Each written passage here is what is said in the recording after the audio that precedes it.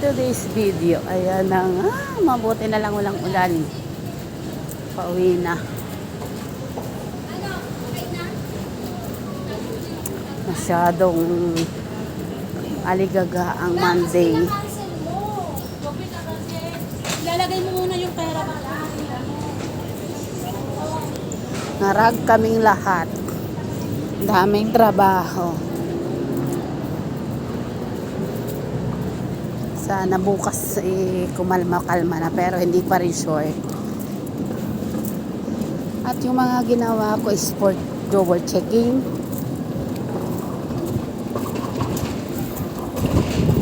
Ba't ganun? Kahit nakaupo lang, pagod. My God. Diyos ko. Parang sabi sa balita, ganda dun, no? Sabi sa balita is mamaya daw madaling araw ang dating ng super typhoon. So, sana naman makapasok ako ng maaga. Kasi nga, pag hindi ako pumasok ng maaga, hindi sila sasahod.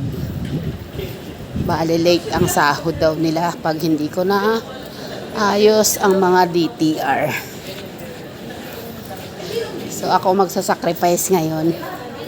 Pasok ng maaga kahit na 10 pa yung pasok ko. Bye-bye!